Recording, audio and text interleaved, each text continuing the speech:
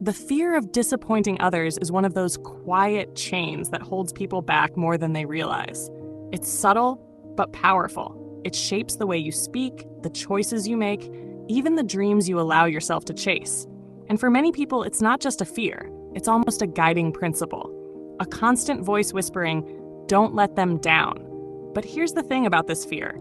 It usually doesn't come from a place of selfishness, but from love, from care, from a deep desire to belong and to be accepted. Somewhere along the way, you learned that your worth was tied to how happy you could make others, how reliable you could be, how little you could let anyone down. And while on the surface, that can look like kindness or responsibility, beneath it is often something much heavier: the belief that who you are isn't enough unless others approve. Psychologically, this fear is rooted in how we're wired for connection. As human beings, belonging is survival. Thousands of years ago, being rejected by your tribe meant danger, even death. So it makes sense that, deep down, your brain still reacts to the thought of disappointing others as if it's a threat. Your nervous system interprets it as a risk of rejection, and rejection feels like the end of the world, even if, rationally, you know it's not. And that's why the fear can be paralyzing. It's not just about someone being upset with you, it's about what that disappointment represents: the possibility that you won't be loved, respected, or wanted anymore. The problem is, when you live your life avoiding disappointment at all costs, you slowly begin to disappear.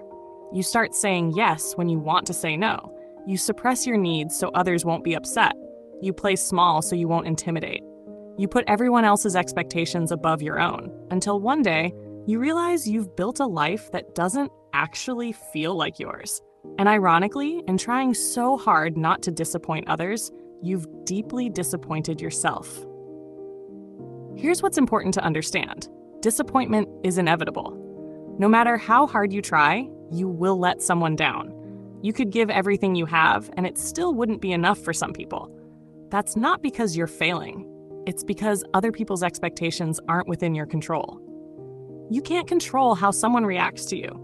You can only control how true you're being to yourself. Think about it like this. If you spend your life running from disappointment, you'll never run toward fulfillment.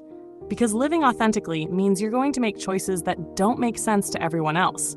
It means someone will misunderstand, someone will judge, someone will wish you'd done it differently. And yes, that will sting. But it's far less painful than living a life where you've betrayed yourself over and over just to keep everyone else comfortable. The psychology of people-pleasing ties into this as well. When you fear disappointing others, you often create a false version of yourself, an agreeable, adaptable version who fits into whatever people need from you. At first, that works. People like you. They praise you. They call you dependable. But deep down, you start to resent it. Because you know they're not actually seeing you. They're seeing the mask you've put on to protect yourself from their disapproval. The way out of this isn't to stop caring about people altogether. It's to learn that someone else's disappointment doesn't mean you've failed. It doesn't mean you're unworthy. It just means they had an expectation that didn't align with your truth. And that's okay. You will disappoint people. But that's not the tragedy we make it out to be. The real tragedy is abandoning yourself just to avoid it. The people who truly matter, the ones who really love you, will be able to handle their own disappointment. They'll adjust. They'll respect your boundaries.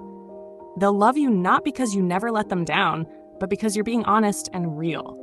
And the irony is, when you stop fearing disappointment so much, you actually connect with people on a deeper level.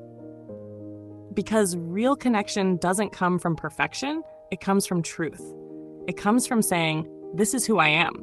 I can't always meet every expectation, but I can show up as myself. So if you've been living under the weight of this fear, maybe it's time to reframe it. You're not here to be everyone's hero.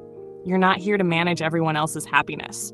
You're here to live fully, to grow, to stumble, to disappoint sometimes, and to love yourself anyway. Because the only thing worse than letting others down is abandoning your own life in the process. Disappointment is temporary. Regret lasts forever. And the moment you start choosing authenticity over approval, you stop fearing disappointment. Not because it never happens, but because you realize it was never the thing that defined you in the first place.